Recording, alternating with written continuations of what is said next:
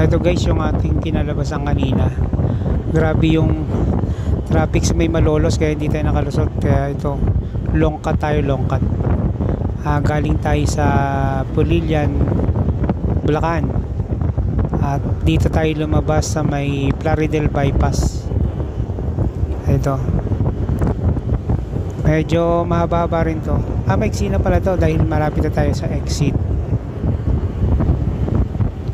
Pagka yung flyover dito, wag kayong aakyat. Dahil pag umakyat kayo doon, ang pagbaba noon ay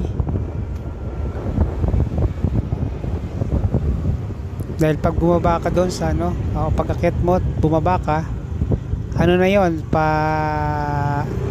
NLEX at mahirap ng umano. Ayan, malapit na tayo guys sa sinasabi kong flyover. Medyo nakakalito lang din doon sa part na yon kasi nakalagay lang Manila, ay pares lang Manila yung tinutumbok natin. Ngayon nga lang kailangan ay sa service route tayo dadaan sa yung way papuntang MacArthur Highway. Doon kami dati na tawag dito, napadiretso, kaya ang ginawa namin no choice, counterflow. Napakita ko sa inyo guys, malapit na. Alright, may tinigilan kami dyang McDonald's yata yan bago mag flyover.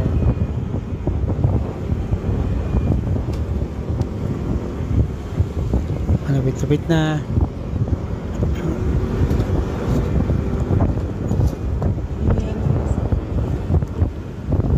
Ayun. Yan na oh. Diba? Para sa Manila, yun. Hindi mo alam kung paano saan kapunta. Dito kasi may baba, papuntang Pandi. Yung kanan dyan ay papuntang Pandi. Dito tayo sa papuntang MacArthur Highway. Alright, dito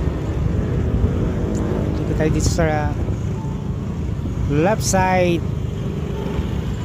Ayun, kita nyo guys oh. Yun nasa may kanan na yun oh. Mga NMAX.